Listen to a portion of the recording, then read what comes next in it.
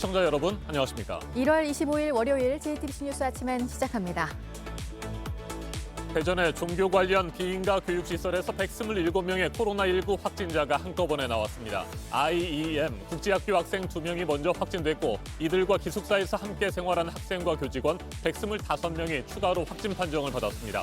어제 0시부터 밤 9시까지 전국의 확진자는 415명으로 오늘 0시 기준 신규 확진자 수는 400명대 중후반이 될 것으로 예상됩니다. 이달 말로 끝나는 거리두기 단계를 조정할지 정부가 이번 주부터 본격적인 논의에 들어가서 주 후반쯤 발표할 예정입니다. 최근 확진자 숫자는 거리두기 2.5단계 기준을 밑돌지만 종교단체 관련 시설과 콜센터, 사우나 등에서의 집단 감염은 여전한 위험 요소들입니다. 미국에서는 코로나19 누적 확진자 수가 2,500만 명을 넘어섰습니다. 1억 명에 육박하는 전 세계 감염자의 4분의 1을 차지합니다. 이 보건당국은 백신 접종 속도를 높이기 위해서 백신 한 병을 이용한 접종 횟수를 기존 5차례에서 6차례로 늘리기로 했습니다.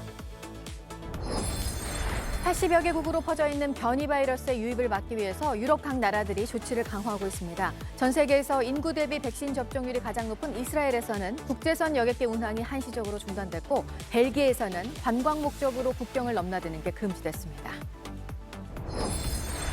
이용구 법무부 차관이 택시기사를 폭행했던 당시의 블랙박스 영상을 경찰이 확인했던 것으로 뒤늦게 드러났습니다. 경찰의 봐주기 수사 논란이 커짐에 따라 경찰청은 영상을 확인한 담당 형사를 대기 발령하고 진상조사단을 꾸리기로 했습니다.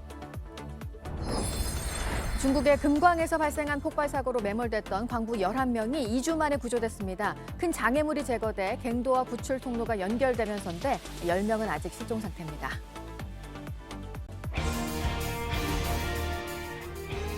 종교단체가 운영하고 있는 대전의 비인가 교육시설에서 127명의 코로나19 확진자가 한꺼번에 나왔습니다. 먼저 학생 2명이 확진 판정을 받았고 이어서 진행된 학생과 교직원 전체 진단검사에서 125명의 감염이 추가로 확인됐습니다. 밀집된 기숙사 생활을 하면서 방역수칙을 제대로 지키지 않았을 가능성이 높습니다. 더 큰 문제는 해당 종교단체가 운영하는 광주광역시의 또 다른 교육시설에서도 환자가 발생했다는 점입니다.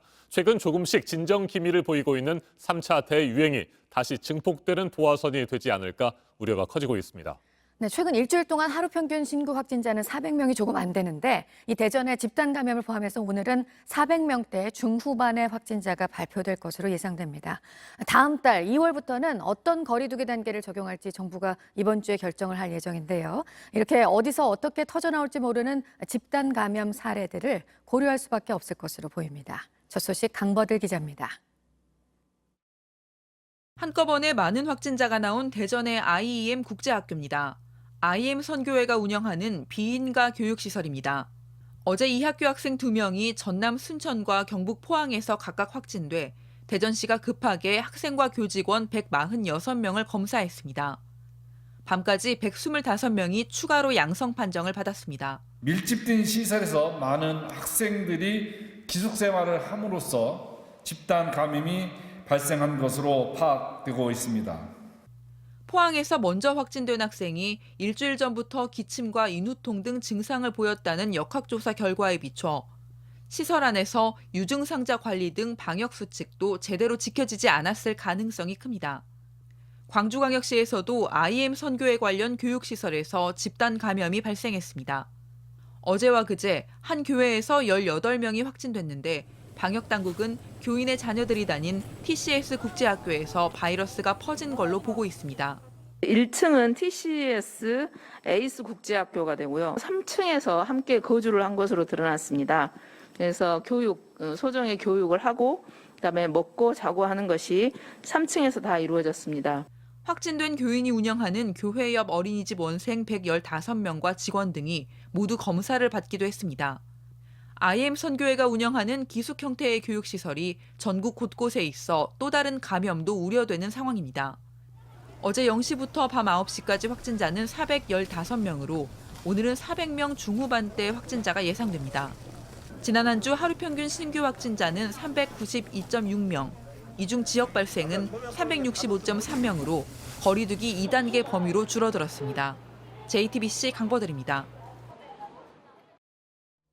코로나19 바이러스는 사회적 거리 두기가 느슨해진 틈을 비집고 들어가 지금도 매우 빠르게 퍼지고 있습니다. 특히 콜센터와 사우나, 요양시설 등의 방역망이 잇따라 뚫리고 있습니다. 윤영탁 기자가 보도합니다. 서울 강남의 한 콜센터에서 모두 22명이 코로나19에 감염됐습니다. 지난 22일 직원 1명이 확진 판정을 받았고 순식간에 전파됐습니다. 다른 동료와 접촉자 등 81명을 조사했는데 아직 60명이 결과를 기다리고 있습니다. 환자가 더 늘어날 가능성이 높습니다. 이미 수십 명의 확진자가 나온 강남 역삼의 사우나와 성동구의 요양시설 등에서도 감염자가 추가됐습니다. 최근 확진자 숫자는 거리두기 2.5단계 기준을 밑돌지만 아직 안심하기는 이릅니다. 하루 감염자 5명 중 1명 가까이는 임시선별검사소에서 확진 판정을 받고 있습니다. 이른바 조용한 전파자가 여전히 많다는 뜻입니다. 앞으로의 추이를 엿볼 수 있는 감염 재생산 지수도 최근 다시 증가세로 돌아선 걸로 파악됐습니다. 지역사회 내의 조용한 전파와 변이 바이러스 유입 등 재확산을 초래할 수 있는 위험 요인에 철저히 대비해야 합니다. 정부는 오늘 30일이 끝나는 사회적 거리두기 단계 조정과 설 특별 방역 대책을 논의해 이번 주 후반 발표할 예정입니다. JTBC 윤영탁입니다. 국내에서 처음으로 반려동물이 코로나19에 감염된 것으로 확인됐습니다. 집단 감염이 발생한 기도원에서 살던 새끼 고양이입니다. 주인을 통해 감염된 것으로 방역당국은 판단하고 있습니다. 강나현 기자가 보도합니다. 최근 한 집단 감염 사례에 대한 역학조사 과정에서 반려동물이 코로나19에 감염된 사실을 방역당국이 확인했습니다. 국내에서 처음으로 코로나19에 감염된 반려동물은 경남 진주 국제기도원에 살던 고양이입니다. 이 기도원은 지난 11일 방문자 29명이 확진 판정을 받은 뒤 지금까지 100명 넘는 확진자가 나왔습니다. 여기 머물던 모녀가 어미 고양이와 새끼 고양이 2마리 등 고양이 3마리를 키우고 있었는데 이 가운데 새끼 고양이 1마리가 확진 판정을 받았습니다. 이미 주인인 모녀가 코로나 확진 판정을 받은 뒤라 방역당국은 고양이가 이들에게서 감염됐을 가능성이 높다고 보고 있습니다. 질병관리청에 따르면 동물이 코로나에 감염된 사례는 지난해 11월 기준 총 450여 건에 이릅니다. 농장에서 집단 감염된 밍크를 제외하면 고양이가 72건, 개가 52건으로 가장 많았습니다. 대부분 사람이나 다른 동물에 의해 감염됐습니다. 인간에서 반려동물로 감염된 것으로 추정되는 반려동물의 감염 사례들은 확인되고 있지만 역으로 반려동물에서 인간으로 감염된 사례는 아직까지 확인된 바는 없습니다. 방역당국은 국내 반려동물의 추가 감염 여부 등을 살펴보겠다고 했습니다. JTBC 강나현입니다. 미국의 코로나19 누적 확진자 수는 2,500만 명을 넘어섰습니다. 1억 명이 육박하고 있는 전 세계 감염자의 4분의 1입니다. 신규 확진자가 지난주부터 하루 평균 20만 명 아래로 내려가면서 일단 확산세는 다소 주춤한 상태지만 문제는 백신 공급 부족입니다. 미 보건당국은 한 병으로 5차례 접종하도록 했던 화이자 백신의 접종 횟수를 6차례로 한 차례 더 늘리기로 했습니다. 한정된 백신을 더 많은 사람에게 접종하기 위해서 말 그대로 백신 쥐어짜기에 나서는 겁니다. 워싱턴 임종주 특파원이 소식 전해왔습니다.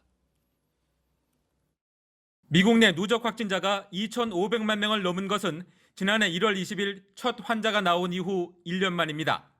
미국인 13명 가운데 1명꼴로 감염된 것으로 전 세계 확진자의 4분의 1에 이릅니다. 사망자도 40만 명을 넘어섰습니다. 다만 신규 확진자는 지난주 하루 평균 17만 5천 명 수준으로 하락했습니다. 20만 명 아래로 내려간 것은 겨울철 재유행 이후 처음입니다. 확산세에 제동이 걸린 모습이지만 여전히 많은 수치입니다. There is a nationwide scramble to get more doses of the coronavirus vaccine as new cases continue to rise. Nearly 20 million Americans have received at least one vaccine shot. 미국 내 배포된 백신은 모두 4천만 번 놓을 수 있는 분량입니다. 그런데 그중 절반가량만 접종이 이루어진 것입니다. We have no clue often just how much is coming and when. I am eligible in Minnesota to get a vaccination also, and I can't find one. 보건당국은 접종 확대를 위해 특수 주사기 사용을 승인했습니다. 주사기로 추출량을 조절해 화이자 백신 한 병의 접종 분량을 5차례에서 6차례로 늘리겠다는 것입니다. 화이자와 모더나에 이어 존슨앤존슨 백신의 조기 긴급 사용 승인 가능성도 거론되고 있습니다. 백신 접종이 속도를 내지 못하면 변이 바이러스가 더 빨리 새로운 유행을 부를 것이라는 우려가 커지고 있습니다. 워싱턴에서 JTBC 임종주입니다.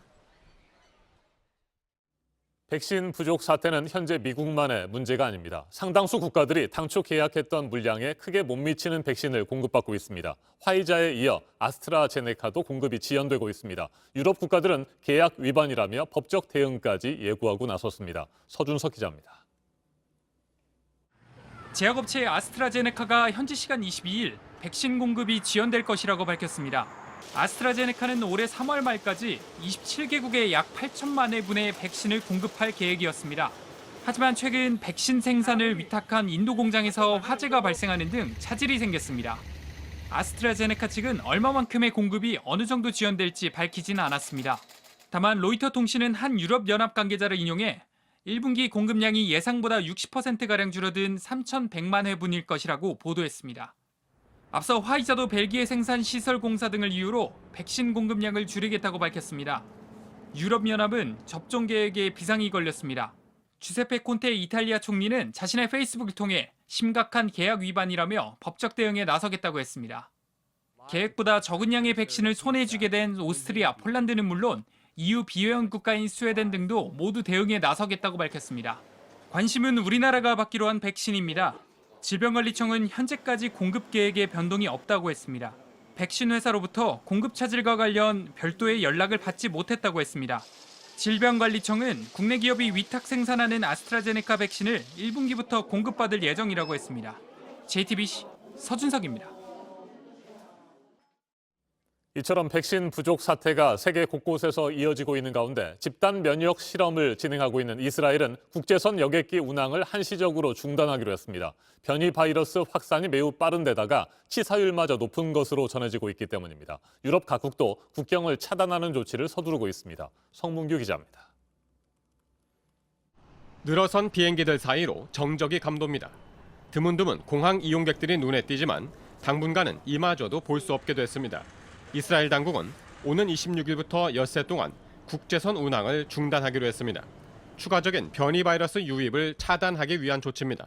אנחנו סוגרים את השמיים הרמטית למעט חריגים נדירים ממש כדי למנוע כניסה של מוטציות ווריאנטים של הנגיף. 전 세계에서 인구 대비 코로나19 접종률이 가장 높은 이스라엘은 현재 백신 집단 면역 실험을 진행 중입니다. 지금까지 전체 인구 930만 명 가운데 약 30%가 1차 이상의 접종을 마쳤습니다. 하지만 영국발 변이 바이러스가 속속 발견되자 외국과의 왕래를 아예 차단한 겁니다. 이스라엘은 백신 접종에 속도를 내기 위해 대학 입시를 앞둔 16세 이상 청소년에 대해서도 접종을 시작했습니다. 국경 폐쇄는 유럽 국가들에서도 이어지고 있습니다. 벨기에 정부는 오는 27일부터 3월 1일까지 관광 등의 목적으로 국경을 넘나드는 걸 금지했고 스웨덴도 변이 바이러스가 확인된 이웃 국가 노르웨이에서 오는 사람들의 입국을 일시적으로 차단하기로 했습니다. 스웨덴과 노르웨이에선 지금까지 영국발 변이 바이러스 감염자가 각각 55명씩 확인됐습니다. 네덜란드에서는 지난 23일부터 시행되고 있는 통행 금지를 거부하는 시위가 이어졌습니다. 경찰을 향해 폭죽이나 돌을 던지고 시설에 불을 지른 혐의로 25명이 체포됐고 통행 금지를 위반한 3,600명에게는 벌금이 부과됐습니다. JTBC 성문규입니다.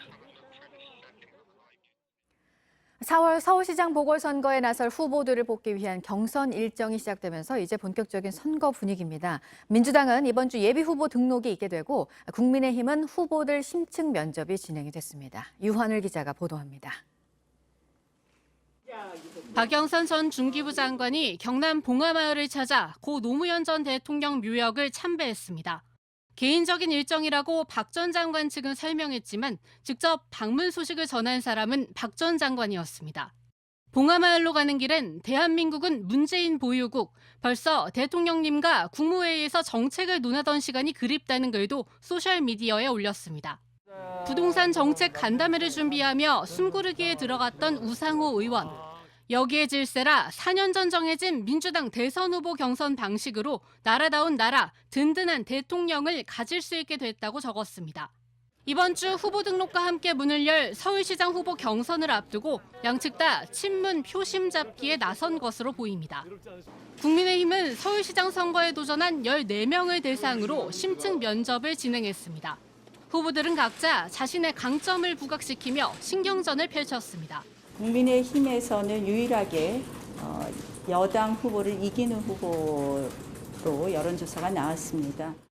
당선된 바로 다음 날부터 능숙하게 일을 착수할 수 있는 그런 시장이 누구냐.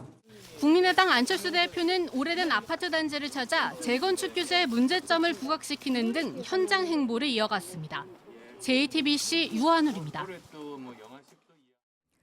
광산이 무너지면서 굴착기 기사가 숨진 사고가 지난달 국내에서 있었는데요. 업체와 계약을 맺은 특수고용직이었습니다. 유가족들은 수억 원의 합의금보다 노동자로 인정을 받아야 한다면서 소송을 낸 상태입니다. 조승현 기자입니다. 지난달 16일 강원도 삼척의 석회석 광산 내 갱도가 무너졌습니다. 47살 홍모 씨가 흙더미에 깔렸습니다. 8시간 만에 숨진 채 발견됐습니다. 홍 씨는 개인 사업자였습니다. 업체와 계약을 맺고 일한 특수고용직입니다. 개인 사업자가 개인 사업자끼리 계약을 했기 때문에 자기는 책임이 없다는 거예요. 2018년 기준 전국에 등록된 건설기계는 약 50만 대입니다. 이 가운데 절반이 영업용입니다. 이들은 거의 다 특수고용직이라는 게 건설노조의 설명입니다. 산재보험엔 대부분 가입하지 않습니다. 손에 주는 돈은 한 200만 원이 채 안 돼요. 남는 게 없다 보니까 사대보험 가입할 수가 없죠. 특수고용직의 산재 가입은 의무가 아닙니다. 하청업체는 계약서에 산재 가입을 조건으로 명시했다고 밝혔습니다. 홍 씨가 가입했다고 서명해 그대로 믿었다는 겁니다.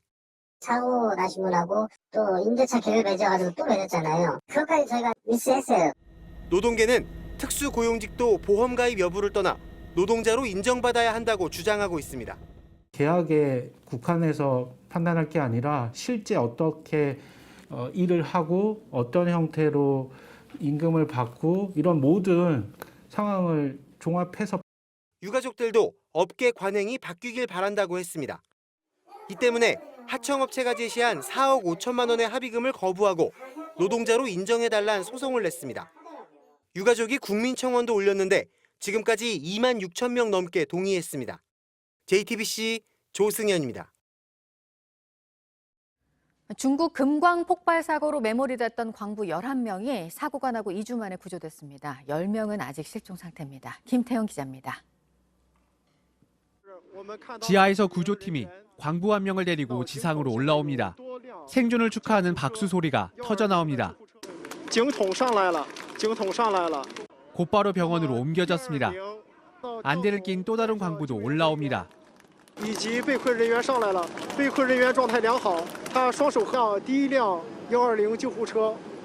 이후 다른 광부 9명도 추가로 구출됐습니다. 지하 약 600m에 갇힌 지 무려 14일 만입니다. 지난 10일 산둥성의 한 금광에서 발생한 폭발 사고로 매몰된 광부는 모두 22명. 이들은 그동안 지하에서 영양액 등을 공급받으며 구조를 기다려왔습니다. 구조팀은 땅을 파내려간 지 일주일 만에 누군가 파이프를 두드리는 소리를 확인했습니다.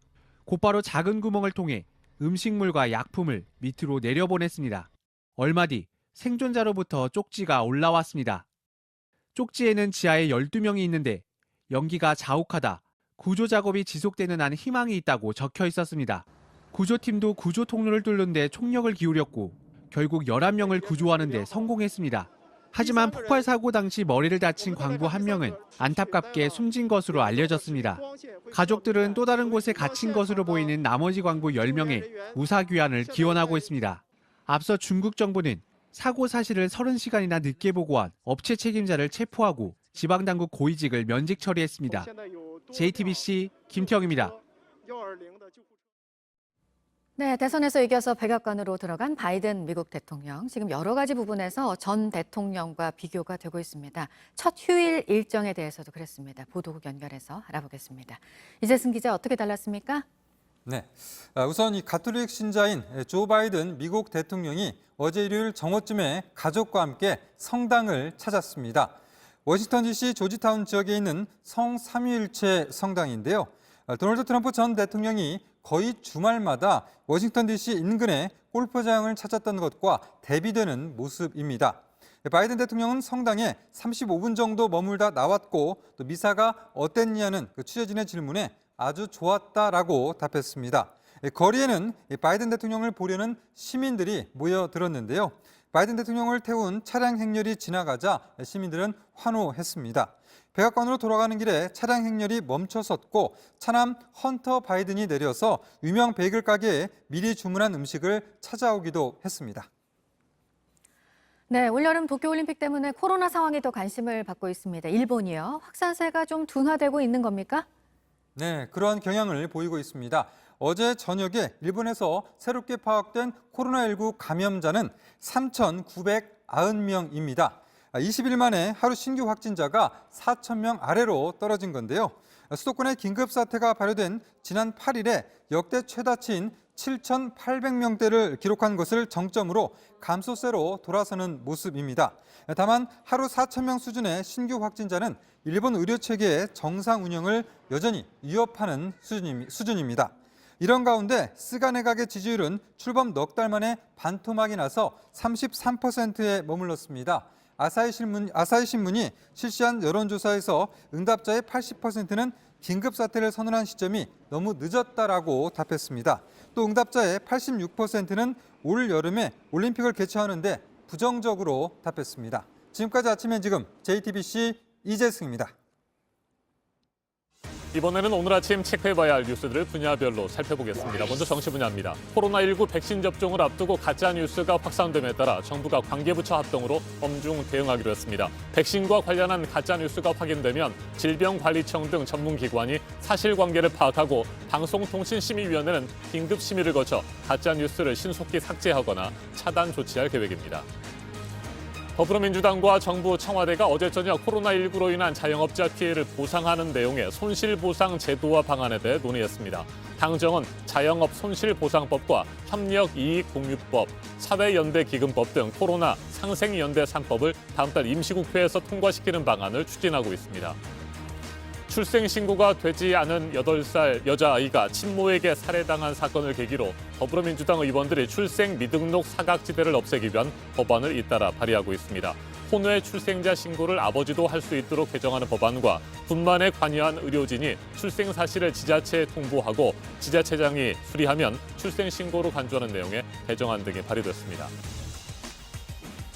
3기 신도시 토지 보상을 정부가 10개월 이상 줄이고 있는데요. 2기 신도시가 평균 27개월 정도가 걸리던 걸 3기 신도시는 17개월 정도 걸리게 하는 것으로 수도권에서의 주택 공급에 속도를 내기 위해서입니다. 3기 신도시 교통대책도 모두 확정이 된 상태입니다. 미성년자 배당 소득 상위 0.1%의 주주들이 한 해 배당으로 5억 원이 넘는 돈을 번 것으로 나타났습니다. 민주당 양경숙 의원이 국세청에서 받은 자료에 따르면 지난 2019년 17만 3천 명에 가까운 미성년자들이 배당 소득을 거뒀고 인원수에는 큰 변화가 없었지만 그 총액은 2015년과 비교해서 94%가 늘었습니다.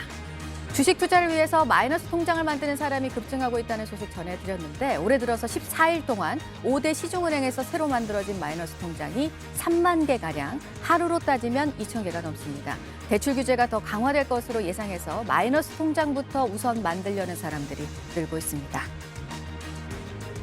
계속해서 사회 분야 뉴스입니다. 고 조비오 신부의 명예를 훼손한 혐의로 1심에서 징역 8개월에 집행유예 2년을 선고받은 전두환 씨가 항소심 재판을 서울에서 받게 해달라며 관할 법원 이전을 신청했습니다. 전 씨는 1심에서도 여러 차례 재판부 이송 신청을 냈지만 모두 기각됐습니다.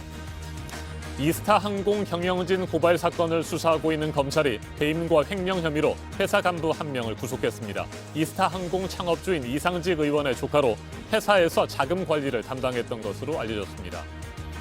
어제 오후 4시 반쯤 충남 서산시 도비산에서 패러글라이딩을 하던 50대 남성이 인근 저수지로 추락했습니다. 119 구조대가 출동해 구조한 뒤 인근 병원으로 옮겼지만 숨졌습니다. 경찰이 정확한 사고 경위를 조사하고 있습니다. 올해 신설된 에이판 뮤직 어워즈에서 방탄소년단이 대상을 받았습니다. 매니지먼트 단체에서 주최하는 시상식으로 스타 어워즈에 이어서 이번에 뮤직 어워즈도 새로 생겼습니다. 조훈현 구단이 농심 신라면배 세계바둑 최강전 특별 특별 이벤트 대회에서 4전 4승 전승을 거뒀습니다. 과거 세계 바둑을 이끌었던 한중일 선수 6명이 출전을 했습니다. 조은영 구단과 제자 이창호 구단이 출전한 우리나라가 중국과 일본을 물리치고 우승했습니다. 공연 예술인들이 온라인 공연 영상을 만들 수 있는 스튜디오가 내년 상반기에 서울 남산에 생깁니다. 연습부터 촬영 편집까지 할 수 있는 종합 창작 지원 시설로 운영이 끝난 남산 창작센터를 리모델링해서 만들어집니다.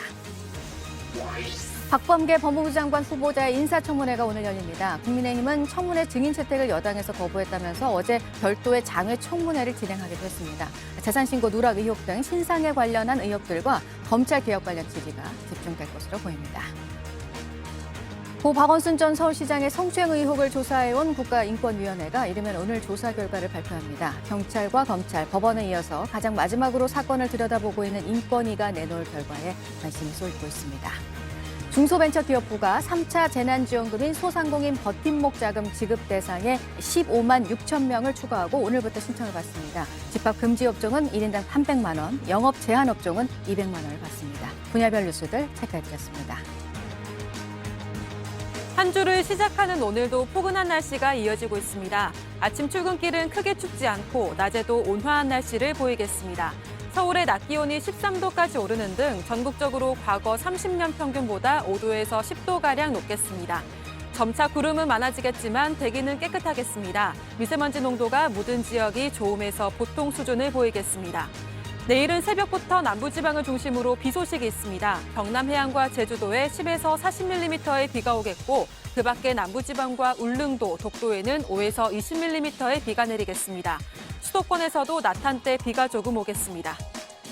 현재 기온은 서울 3도, 강릉 2도, 전주와 대구 4도로 어제와 비슷합니다. 낮 기온도 서울 13도, 춘천 12도, 광주 15도, 대구 12도로 어제와 비슷하겠습니다.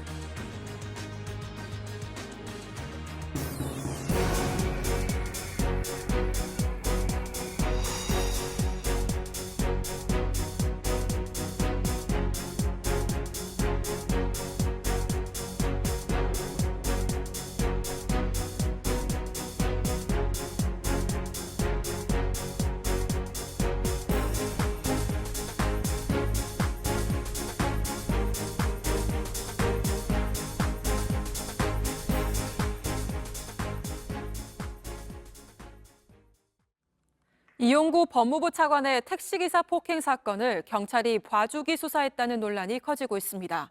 앞서 경찰은 사건을 마무리한 이유를 밝히면서 블랙박스 영상도 확보하지 못했다고 했습니다. 택시기사가 지난 23일 경찰이 영상을 봤다고 주장하자 경찰도 그제서야 인정한 겁니다. 경찰은 담당 경찰관을 대기 발령하고 진상조사단을 꾸렸습니다. 어환희 기자입니다.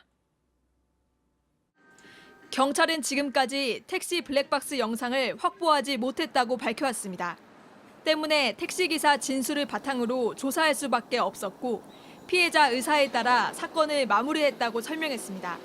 만일 블랙박스 영상으로 택시가 운행 중이었다는 사실이 확인되면 이 차관은 특가법이 적용돼 피해자 의사와 상관없이 입건될 수 있었습니다. 그런데 경찰이 입장을 바꿨습니다. 폭행 사건이 있고 닷새 뒤 담당 형사인 A 경사가 블랙박스 영상을 봤다고 했습니다. 그 사실관계만 확인이 됐고 이제 왜 그랬는지 쭉 처음부터 무슨 일이 있었는지 또 다른 것 또 숨긴 건 없는지는 확인을 해야 될 일이죠.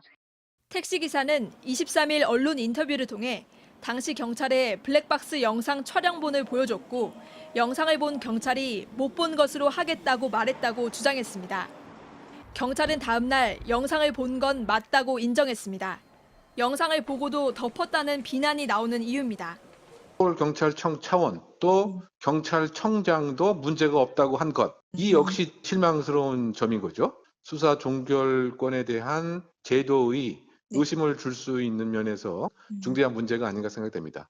경찰은 영상을 확인했던 A 경사를 대기 발령하고 진상조사단을 꾸렸습니다.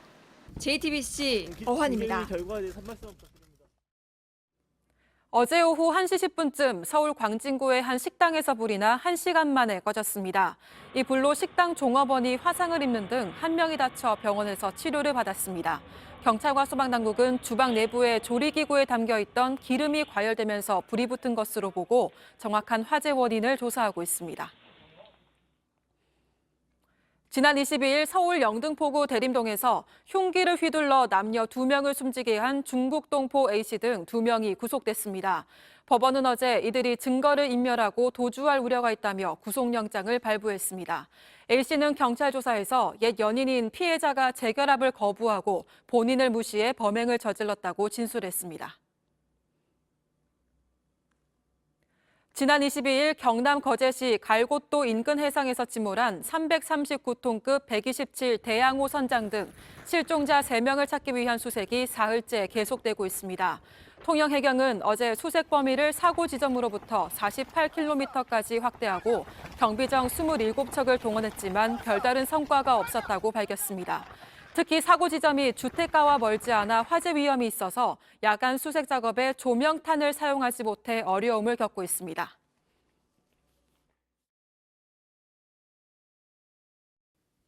아침엔 세계 시간입니다. 러시아 야권 지도자 알렉세이 나발리가 구속된 이후 첫 주말을 맞은 지난 23일, 러시아 전역에서 나발리의 석방을 촉구하는 대규모 반정부 시위가 열렸습니다.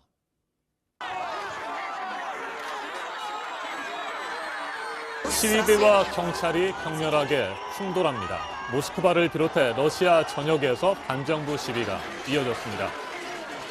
영하 50도 아래로 기온이 떨어진 극동 지역에서도 많은 사람들이 강추위를 무릅쓰고 거리로 나섰습니다. 로이터 통신은 이번 시위에 4만 명 이상이 참가한 것으로 추산했습니다. 러시아 경찰은 코로나19 확산을 이유로 모든 집회를 금지하고 강제 해산에 나섰습니다. 곤봉을 휘두르는 등 폭력 진압에 나서면서 부상자도 속출했습니다. 하지만 시위대는 나발리의 석방을 촉구하면서 물러서지 않았습니다. 시위 참여자의 말 다시 한번 직접 들어보시겠습니다. Сложившиеся обстоятельства, несправедливость касаемо Алексея Навального, плюс расследование. Без этого не...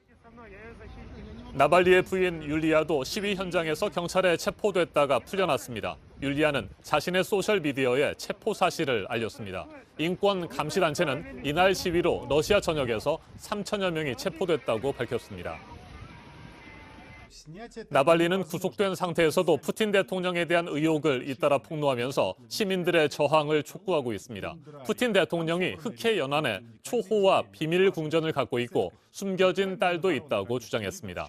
나발리는 푸틴 대통령의 비리 자금으로 그의 딸이 호화로운 생활을 하고 있다고 밝혔습니다. 우리 돈으로 치면 1조 원 넘는 부패 자금이 비밀 궁전 건축에 들어갔다는 주장도 폈습니다. 나발리의 폭로 들어보시겠습니다. Отдельная страна, а здесь владение размером с 30 НЖК. Это создание чего-то типа буферной зоны вокруг дворца. 크렘린궁은 나발리가 주장하는 궁전은 아예 존재하지 않는다며 강하게 반박하고 있습니다. 러시아 전문가와 좀 더 자세하게 짚어보겠습니다. 이신욱 동아대 국제전문대학원 교수 전화로 연결됐습니다. 교수님 안녕하십니까? 네, 안녕하세요. 네, 지난주 이 시간에 예상을 해주신 대로 러시아에서 반정부 시위가 격화되고 있습니다. 그런데 과거에도 대규모 시위가 여러 차례 열리지 않았습니까? 그런데 푸틴 대통령에게 큰 압박은 되지 못했던 것으로 파악이 됐고요. 이번 시위는 좀 다를 것으로 보세요? 네, 이번 대규모 시위는 그 추이를 지켜봐야 하겠지만 집권 연장을 노리는 푸틴 대통령에게 상당한 압박이 될 것은 분명합니다. 2000년 집권 이후 푸틴 대통령은 잠재적 대권 주자를 제거하는 방식으로 집권에 성공해 왔었습니다. 겐나지 주가노프 공산당 당수, 지리노프스키 자유민주당 당수 등 고령의 영향력이 미미한 사람들만 출마를 허용하고 젊고 참신한 야권 지도자들은 암살, 투옥, 해외 추방 등의 방법으로 대선에 출마하지 못하게 했습니다. 푸틴 대통령은 당선에 유력한 상태에서 선거를 치러왔고 러시아 야권에서는 선거 무용론에 빠지기도 했었습니다. 그러나 작년 독극물 중독으로 베를린에 이송되었던 야권 지도자 나발리는 러시아 정부의 체포 위협에도 최근 귀국했고 러시아 민주주의 상징으로 마치 오뚜기처럼 우뚝 서서 푸틴 제국에 대한 저항의 상징이 되었다고 생각됩니다. 네, 나발리의 이딴 폭로로 그동안 베일에 쌓였던 푸틴 대통령의 사생활에 대한 의혹이 또다시 수면 위로 올라왔습니다. 사생활 의혹이 푸틴 대통령의 발목을 이번에는 잡을 가능성도 있다고 보십니까? 지금까지는 푸틴 대통령에게 그다지 큰 영향력이 없었지만 푸틴 신화가 깨지고 있는 앞으로가 더 큰 문제라고 생각됩니다. 푸틴 대통령의 개인 사생활에 대해서는 지금까지 일부 러시아 언론의 폭로가 있었지만 푸틴 대통령의 높은 지지도와 인기로 인해 별다른 영향력이 없었습니다. 1990년대 혼란기를 경험한 러시아 국민들은 국가 안정과 국력 회복을 원했고 러시아 정교회의 강력한 후원을 받은 푸틴 정권은 2000년 이후 20년간 안정을 누렸습니다. 그러나 지난해부터 시작된 코로나 사태에서 드러난 무능함, 2014년 우크라이나 사태 이후 서방의 제재로 인해 가속되고 있는 경제난, 그리고 연이어 터지고 있는 푸틴 대통령의 사생활 문제와 측근 비리, 공포정치로 표현될 수 있는 나발리에 대한 독극물 테러 등으로 인해 점차 민심이 멀어지고 있다고 할 수 있겠습니다. 특히 청렴한 국가 지도자 이미지를 가진 푸틴 대통령이 정부와 사생활 문제가 불거진다면 푸틴 제국은 점차 기울어지고 있는 해와 같다고 할 것이고 그 중심에 나발리 사건이 있다고 하겠습니다. 네, 미국 바이든 행정부와 러시아가 어떤 관계를 형성할지도 궁금합니다. 미국이 핵무기 감축 협정 연장을 제안했고요. 러시아도 대화할 준비가 돼 있다 이렇게 답했습니다. 반면 미국이 나발리의 석방을 촉구하고 있고 러시아는 이번 시위에서 미국 대사관이 개입했다고 비판하고 있습니다. 나발리 문제가 양국 관계의 변수가 될 것 같습니까? 어떻게 보세요? 네, 그렇다고 생각됩니다. 앞으로 미국과 러시아의 관계는 갈등 관계로 돌아섰다고 하겠습니다. 역사적으로 냉전 이후 우호 관계였던 미러 관계는 2014년 우크라이나 사태로 러시아가 크림 반도를 병합하면서 급격히 나빠졌습니다. 그러나 2016년 트럼프 행정부가 들어서면서 갈등 관계가 봉합되는 것처럼 보였지만 자유와 인권, 민주주의를 강조하고 동맹 외교를 천명하며 새롭게 등장한 바이든 행정부의 외교 정책으로 볼 때 이번 나발리 체포와 러시아 대규모 시위 사태가 미국의 대러시아 외교 정책의 기준점이 될 것으로 판단됩니다. 비록 핵무기 감축 협상 연장 합의가 있었지만 자유민주주의 가치를 내세운 미국이 인권 탄압과 반민주주의 행태를 보이는 러시아 푸틴 정부를 용납하기 어렵기 때문입니다. 알겠습니다. 이신욱 동아대 국제전문대학원 교수였습니다. 영하 50도까지 떨어진 강추위 속에서도 거리로 쏟아져 나온 시위대는 러시아는 자유로워질 것이다. 나발리의 석방은 그 시작이 될 것이다. 이렇게 외쳤습니다. 시위대는 이번 주말 또다시 대규모 시위를 예고하고 있습니다. 나발리의 집행유예 판결을 실형으로 전환할지 결정하는 재판도 오는 29일에 열립니다. 긴장감이 계속해서 고조되고 있습니다. 지금까지 아침엔 세계였습니다.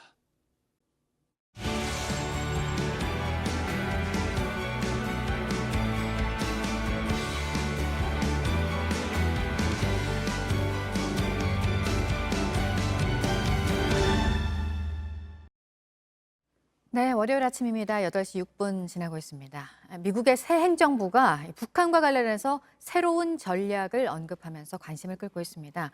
전략을 새로 한다는 건 전임 행정부와는 다른 노선으로 가겠다는 뜻이기도 해서 대북 정책들을 다시 검토하게 될 것으로 보이는데요. 어떻게 다를지 미국 전문가들의 생각은 이랬습니다. 워싱턴 임종주 특파원이 전해왔습니다. North Korea's nuclear, ballistic missile, and other proliferation-related activities constitute a serious threat. We will adopt a new strategy to keep the American people and our allies safe. 미국의 이 같은 새로운 대북 전략 언급에 대해 로버트 아이논 전 국무부 특보는 트럼프 행정부가 조기에 완전한 비핵화를 이루려 했던 것보다 더 현실적일 것으로 확신한다고 답했습니다. 패트릭 크로닌 허드슨 연구소 안보 석좌는 새로운 정치적 관계를 구축하고 핵 위협을 줄이는 쪽으로 작은 조치들을 모색할 것이라고 내다봤습니다. 이전의 일괄 타결식 접근과는 분명히 다를 것이라는 전망입니다. 에번스 리비어 전 국무부 수석 부차관보는 새로운 접근은 집단 안보 정책을 보장하는 방식이 될 것이라고 분석했습니다. 켄 고스 미 해군 분석센터 소장은 강한 동맹과 대북 억지력에 초점을 두었던 미국의 전통적 기조에 급격한 변화는 없을 것으로 예측했습니다. 다만 미국 행정부가 중요한 정책 사안에는 신중을 기해왔다는 점을 고려하면 새 전략 채택에는 시간이 걸릴 수 있다는 점을 전문가들은 환기했습니다. 북한이 조바심을 낼 수 있겠지만 미국을 압박하려고 도발을 감행하는 실수는 피해야 한다고 경계했습니다. 대북 수위론을 키우는 우를 범할 수 있다는 것입니다. 또 바이든 정부가 북한 인권 문제에도 계속 목소리를 내겠지만 핵 위험 감소라는 핵심 목표를 벗어나진 않을 것이라는 견해도 제시했습니다. 워싱턴에서 JTBC 임종주입니다. 네, 전 세계에서 코로나에 감염된 사람 수가 이제 곧 1억 명이 될 것으로 보입니다. 세계 인구가 80억 가까이 되니까요. 80명에 1명꼴로 확진이 됐다는 얘기가 됩니다. 백신 접종이 시작되기는 했지만 전 세계 인구로 보면 아직 미미한 수준이고 위협들은 곳곳에 있습니다. 그 가운데 미국을 포함한 전 세계 곳곳에 가장 무서운 위협으로 지금 다가오고 있는 게 바로 변이 바이러스입니다. 신진 기자입니다. 방역 모범국으로 꼽혀온 대만에서도 엄격한 봉쇄로 신규 확진자 수가 주춤하던 독일에서도 최근 변이 바이러스로 집단 감염이 잇따르면서 비상에 걸렸습니다. 영국, 남아프리카 공화국, 브라질 등에서 발생한 변이 바이러스는 3달 만에 80여 개 나라로 퍼졌습니다. 전문가들은 이게 끝이 아닐 수 있다고 경고합니다. Not only because of variants that have already occurred, but because of the possibility and of additional variants. 백신 접종과 계절 변화로 심리적 방역이 느슨해지는 상황도 우려됩니다. You're going to see people traveling again, probably for spring break, and that is exactly when we expect that these variants, in particular the UK variant, to really have taken hold in the US.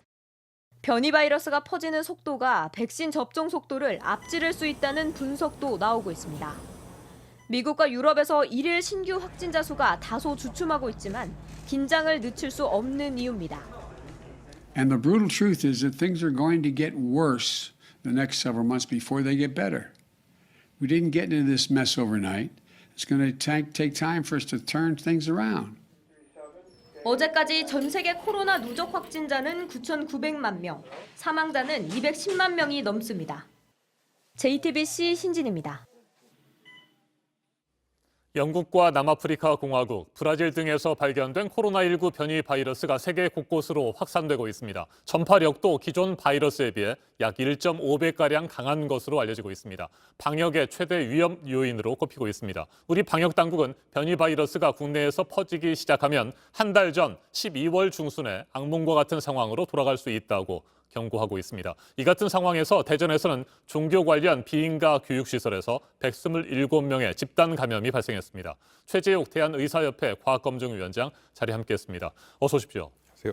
네, 국내 변이 바이러스 감염자는 아직까지 20명이 채 안 되는 상황이잖아요. 그런데 네, 지금 맞습니다. 특히 유럽 등에서는 변이 바이러스의 확산세가 매우 빠르고요. 굉장히 심각한 상황인 것 같은데 현재 어떤 상황입니까, 정확히? 네, 변이 바이러스에 대해서는 현재 대부분 검역 단계, 입국 단계에서 확인되면서 이제 지역사 전파가 아직 되지 않아서 우리는 아직은 좀 다행스러운 상황이고요. 물론 그럼에도 불구하고 변이 바이러스에 대한 심각성은 지금 여전히 우려가 굉장히 큽니다. 아시다시피 지금 영국발 변이 바이러스는 기존 바이러스에 비해서 감염력이 1.5배에서 1.7배 정도 높고요. 심지어 사망률도 30%로 증가할 수도 있겠다라는 전망도 조금 조심스럽긴 하면 나옵니다. 그래서 그런 상황이라면 현재 우리나라가 지금 이 감염 재생산 지수 잘 아시지 않습니까? 감염 재생산 0.82. 그래서 지금 환자 수가 줄고 있는데 이게 만일에 영국발 변이 바이러스가 들어온다면 1.4 정도로 증가할 수도 있겠다. 그러면 다시 또 위험이 대규모 확산될 수 있겠다는 그런 전망과 우려가 지금 커지고 있는 상황입니다. 네, 외국에서 변이 바이러스가 들어오게 되는데 입국 단계에서 현재는 차단이 되고 있는 상태입니다. 그럼에도 불구하고 지역 사회에서 소리 없이 조용하게 퍼지고 있을 가능성은 전혀 없을까요? 어떻게 보십니까? 이 영국발 변이 바이러스가 처음 우리나라에서 확인될 때 12월 중순 초만 하더라도 좀 그런 우려가 있었습니다만 아직까지는 그런 상황이 좀 확인되지 않고 있는 것 같아서 좀 다행입니다. 일부 좀 샘플 조사를 통해서라도 확인을 해봤고요. 그러면서 변이 바이러스가 이제 지역사회 전파된 증거는 아직 찾을 수 없었습니다. 그래서 매우 다행이고요. 아니 그럼에도 불구하고 영국발 변이 바이러스 혹은 남아공발 변이 바이러스 이 모든 가능성을 열어놓고 입국 단계에서 최대한 철저히 차단해서 지역사회 전파가 되지 않도록 막는 것이 가장 중요하다고 보겠습니다. 네, 남아프리카 공화국의 연구 결과에 따르면 저희가 지난주에도 보도를 좀 해드렸었는데요. 이미 감염이 됐다가 완치된 확진자도 다시 남아프리카 공화국발 변이 바이러스에 감염될 가능성도 있고 기존 바이러스에 비해서 속도가 굉장히 빠른데 만들어진 백신의 효력까지도 떨어뜨릴 가능성이 있다. 이런 연구 결과거든요. 이건 네, 어떻게 맞습니다. 보십니까? 예, 그 점 매우 전문가들 우려하고 네. 있고요. 물론 이제 샘플이 많지는 않습니다만 일부 결과에 의하면 기존 우리가 만든 항체 바이러스 혹은 항체의 효과 혹은 감염되고 난 다음에 자연스럽게 생긴 항체를 무력화시키는 것 같다. 그리고 우리가 만든 백신도 이거에 잘 듣지 않을 수도 있는 것 같다라는 전망이 좀 나오고 있어서 추가적인 연구가 지금 대규모로 이루어지고 있고요. 또 사망률도 훨씬 더 높은 것 같다라는 얘기가 나오고 있습니다만 아직 이제 뭐 확정할 단계는 아직 아니고요. 다만 그 점 우려해서 그 보고에 대한 부분은 적극적으로 조사하고 있는 상황입니다. 네, 이 같은 상황에서 대전의 비인가 교육시설에서는 127명이 집단 감염됐습니다. 3차 대유행이 조금 기세가 꺾이고 있지 않는가 이런 뭐 기대들이 많이 나왔습니다. 이 같은 상황에서 집단 감염이 발생을 했기 때문에 다시 3차 대유행이 증폭되는 것은 아닌지 또 우려 가질 수밖에 없는데 이건 어떻게 보십니까? 아직 뭐 그렇게 판단할 상황은 아닙니다. 물론 그럼에도 불구하고 지금 이제 다행히 3차 이 유행을 어떻게든지 지금 진정 안정세로 지금 하는 상황에서 그러한 집단 감염이 발생돼서 매우 우려스럽고 그 원인으로 또 이런 집단 합숙 시설을 통해서 그것도 교회나 교육과 관련된 그런 부분에서 좀 발생해서 매우 좀 유감스럽고요.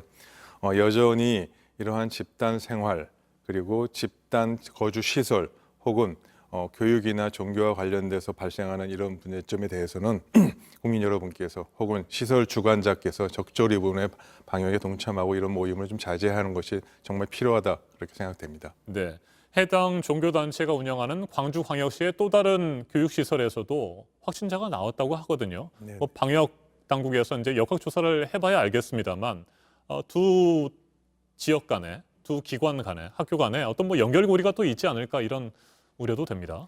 네, 결국은 이제 특정 그 모임과 이 시설과 관련돼서 교회와 관련돼서 이 모임이 연결되고 하는 과정이기 때문에 과거에 많은 그 종교 시설의 집단 거주 시설과 관련된 유사한 상황이라고 봅니다. 따라서 이 혹시라도 해당 시설에 그 참여했거나 같이 만났거나 그쪽과 연관이 있는 모든 분들은 신고를 하고 검사를 자발적으로 빨리 조속히 받아서 지역사회 전파가 되지 않도록 참여해 주시는 것이 과거의 경험에 다 알고 계실 겁니다. 그래서 협조해 주시면 굉장히 감사하겠고 그런 것들이 빨리 이루어진다면 지역사회 감염으로 확산되지 않을 거라고 생각할 수 있습니다. 네, 정은경 질병관리청장이 최근에 발표한 논문에 따르면 학교에서 감염이 이루어지는 사례가 그렇게 많지 않다는 것 아니겠습니까? 이 때문에 3월에 저학년부터라도 등교 수업을 좀 더 늘리는 방안이 필요하다 이런 의견들이 나오고 있습니다. 이 부분에 대해서는 어떻게 생각하십니까?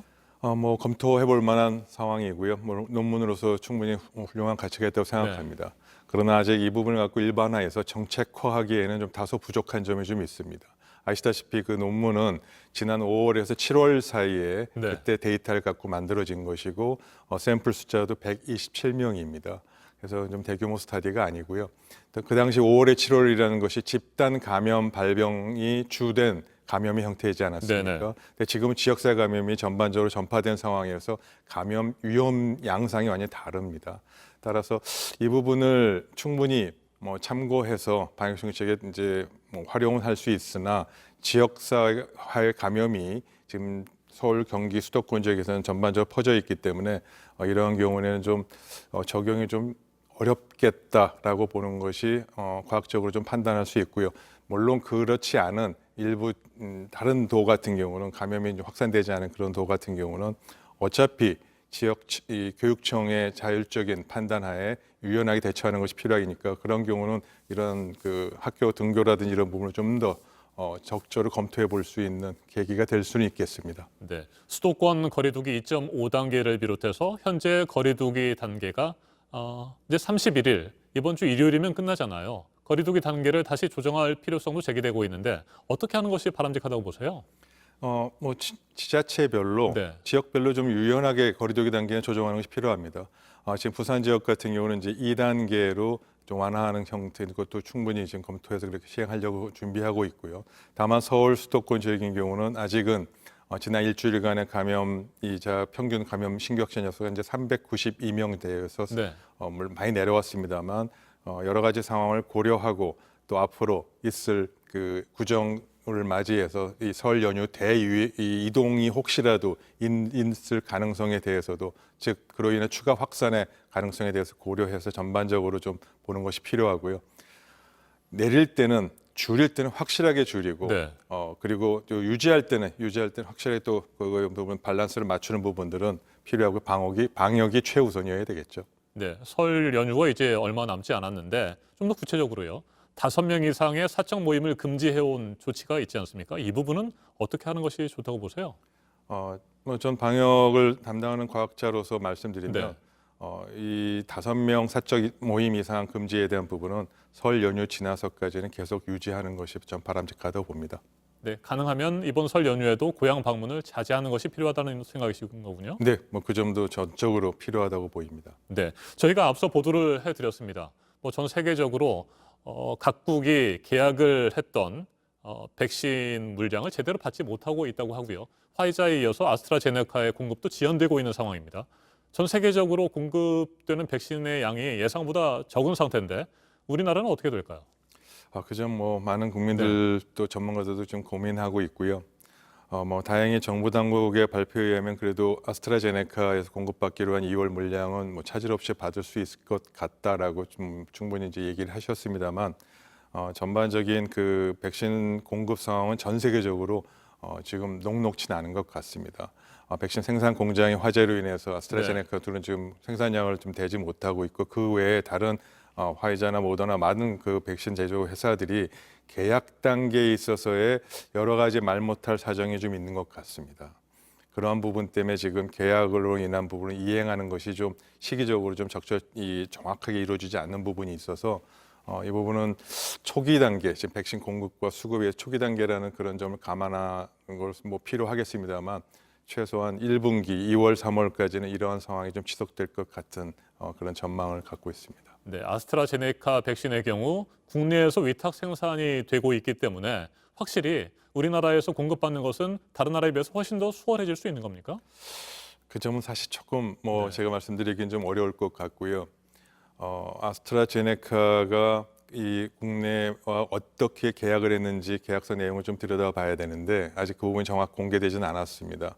아스트라제네카 역시 그 코백스 퍼실리티라는 것처럼 세계 개도국에 우선적으로 공급해야 되는 것하고 다른 나라에 공급해야 되는 계약이 1분기에 어느 정도 진행이 돼 있고 우리가 거기에서 여유분을 갖고 오는 부분의 형태로 진행되는 것으로 알고 있기 때문에 얼마나 추가적으로 이 부분을 갖고 올지 그리고 그 부분이 확실하게 언제쯤 들어오는지에 대해서는 사실 계약서 내용을 들여다봐야 되고 코백스 퍼실리티가 우선적으로 공급하게 될 거라고 다들 뭐 세계보건기구도 그렇게 알고 있거든요. 그래서 그 부분이 한국에 얼마나 공급될지는 사실 조금은 이 계약서 내용을 들여다봐야 말씀드릴 수 있을 것 같습니다. 네, 한 가지만 더 살펴보겠습니다. 국내에서도 사람을 통해서 반려동물, 새끼 고양이가 감염이 됐습니다. 이 부분은 어떻게 봐야 됩니까?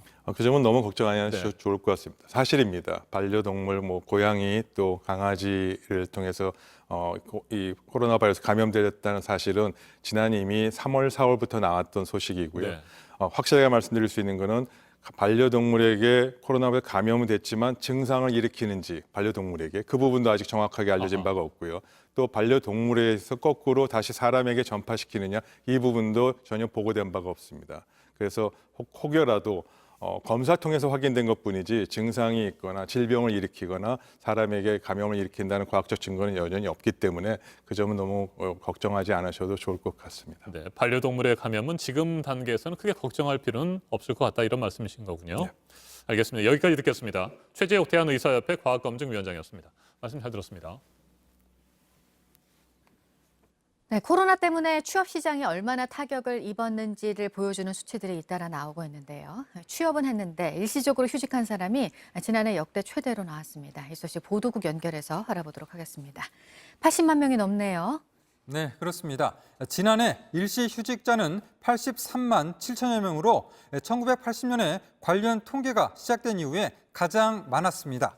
일시 휴직자는 취업자로 분류가 되지만 병이나 사고, 또 휴가나 육아, 노사 분규와 사업 부진 등의 이유로 일시적으로 휴직한 사람을 뜻합니다. 2004년에 처음으로 30만 명대를 넘어선 뒤에 2019년까지 30만에서 40만 명대를 보이다가 지난해 80만 명대로 순식간에 수치가 뛰었습니다. 이처럼 일시 휴직자가 늘어난 것은 사업 부진과 조업 중단에 따른 휴직자가 크게 늘었기 때문입니다. 휴직 업종들을 보면 코로나19로 직격탄을 맞은 교육 서비스업과 숙박업, 음식점업, 제조업 종사자들이 많았습니다. 네, 트럼프 전 미국 대통령 소식도 있습니다. 탄핵안이 곧 상원에 이제 송부가 될 예정인데 역시 공화당 상원 의원들 간의 이견이 있다고요. 네, 이 공화당 상원의원 사이에서 트럼프 탄핵안을 두고 이 공방이 계속되고 있습니다. 트럼프 전 대통령의 앙숙인 밋 롬니 상원의원은 CNN 인터뷰에서 우리가 본 것은 내란 선동인데 이는 탄핵당할 만한 사안이라고 본다면서 이것이 아니라면 무엇이 탄핵 사안인가라고 말했습니다. 그러나 마코 루비오 의원은 폭스뉴스 인터뷰에서 이 탄핵 재판은 멍청한 일이고 생산적이지 못한 일이다라며 민주당의 탄핵 추진을 비난했습니다. 또 톰 코튼 의원도 많은 미국 국민은 일주일 전 자리에서 떠난 인물을 물러나게 하려고 상원이 시간을 쓰는 것을 이상하다고 생각할 것이라며 트럼프를 두둔했습니다. 트럼프에 대한 탄핵소추안이 상원에 전달이 되면 오는 2월 8일부터는 상원의 탄핵 재판이 시작되게 됩니다. 탄핵안이 상원을 통과하려면 공화당 의원 17명이 민주당에 가세해야 합니다. 이어서 포르투갈의 대통령 선거 소식 전해드립니다. 중도우파 성향의 마르셀로 헤벨르 드소자 대통령이 재선에 성공했다는 소식이 조금 전에 들어왔습니다. 드소자 대통령은 98% 개표 결과 61.6%의 득표를 얻었습니다. 이번 대선은 코로나19 대유행 여파로 전국에 폐쇄령이 내려진 가운데 치러졌습니다. 지금까지 아침엔 지금 JTBC 이재승입니다. 60년이 넘도록 5만 명 넘는 사람을 인터뷰한 미국 토크쇼의 전설 레리 킹이 향년 87세로 세상을 떠났습니다. 코로나로 병원 치료를 받고 있다는 소식이 알려진 지 한 달도 안 돼서입니다. 빌 클린턴 전 대통령 등 유명 인사들의 추모 물결이 이어지고 있습니다. 이선화 기자입니다. Good evening. My name is Larry King, and this is the premiere edition of Larry King Live. 이후 25년간 이어진 이슈는 미국 최장수 라이브 토크쇼로 자리 잡았습니다. 일반인부터 각계각층의 유명 인사들은 물론 대통령 후보도 킹의 질문을 피하지 못했습니다. 2010년 끝날 때까지 6천 편 넘는 쇼가 진행됐고 5만 명 넘는 인터뷰이가 킹 앞에 앉았습니다. 상대에게 공격적인 질문보다는 부드러운 질문을 던지지만 그가 이끌어낸 답은 화제거리를 낳았습니다. TV 아카데미상으로 불리는 에미상을 수상했고 I've been lucky enough to receive Emmys. I got a lifetime achievement from the American National Emmys. 방송 부문의 퓰리처상으로 불리는 피바디상도 2번이나 받았습니다. 하지만 안주하는 법이 없었습니다. I have a Facebook, I have Twitter, I don't type. But yeah, hey, social network is today. You can't avoid it. 반세기에 걸친 방송계의 거인이란 평을 받았지만 건강 문제는 늘 그를 괴롭혀왔습니다. 당뇨병을 앓았고 폐암과 심장 수술도 받았습니다. 큼지막한 뿔테 안경에 멜빵 차림의 레리 킹. 60년 넘게 세상을 향해 말을 걸었던 그의 죽음에 애도가 이어지고 있습니다. JTBC 이선아입니다. 프랑스 프로축구 지롱댕 보르도에서 뛰고 있는 황의조가 홈에서 열린 앙제와의 경기에서 2골을 연달아 넣으며 팀의 2대1 승리를 이끌었습니다. 선발로 출전한 황의조는 전반 8분과 11분 2차례 득점을 올리며 시즌 4호와 5호 골을 잇따라 성공시켰습니다. 황의조가 한 경기에서 멀티골을 기록하기는 2019년 7월 보르도 유니폼을 입고 프랑스 리그에 진출한 이후 처음입니다.